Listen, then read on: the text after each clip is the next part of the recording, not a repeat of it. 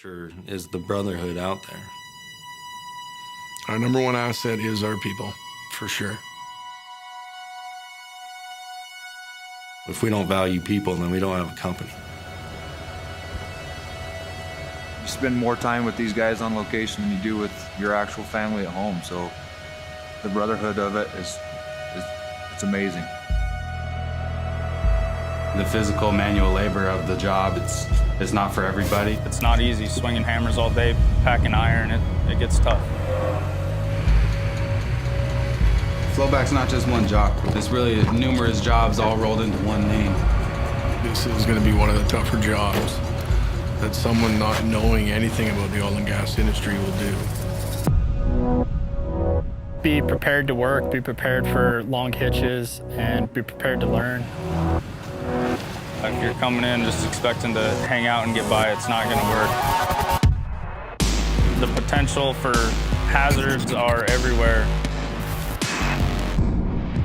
It's hot, it's cold, it's rain, it's snow. Just be prepared for anything that's going to happen to you. Anybody that just tries to skate by, it puts everybody in jeopardy as far as safety goes. You're always busy, you're always doing something. It's a very fast-paced type of industry. Anything can happen, and it can happen in the blink of an eye out here. Working in frac flowback, you have to think about that before you commit. Working 21 days to 28 days straight takes a toll on you. And in a monetary sense, you get rewarded quite well. No one's out here in a contest. We're all one team. The people that I work around, they keep me coming back every day. It's made my life come together very well. It's going to be long hours.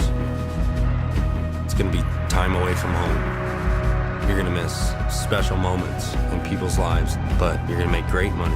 You're going to have incredible benefits from the first day, and you can make a career out of it. Once that well has been completed, so theoretically it's ready to produce, but now you've got plugs literally isolating the lateral every, 150 feet, whatever your stage spacing is. So you've got 30, 40, 50 plus plugs probably in a typical lateral.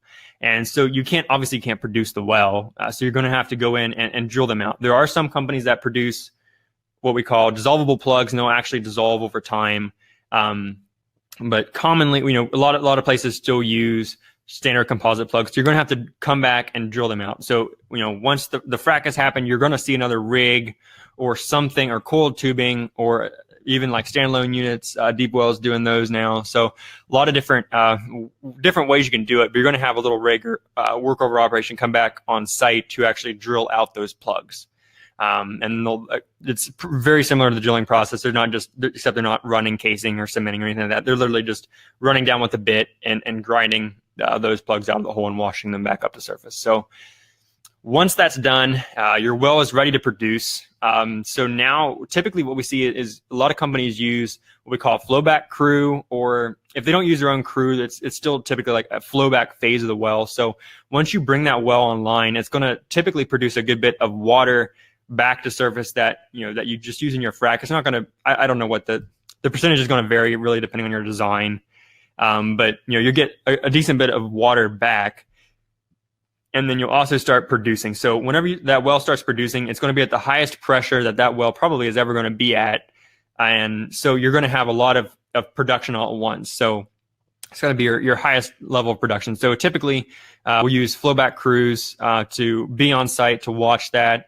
We'll also sometimes get sand back, and we don't want to sand cut all of our production equipment and stuff that we're going to put on site. So sometimes we use third-party crews to actually handle that. So now you just really high rate, it's going to be high pressure, and then you have a lot of water and sand sometimes to handle too. So that's why we sometimes use a designated crew to be out there and watching all that.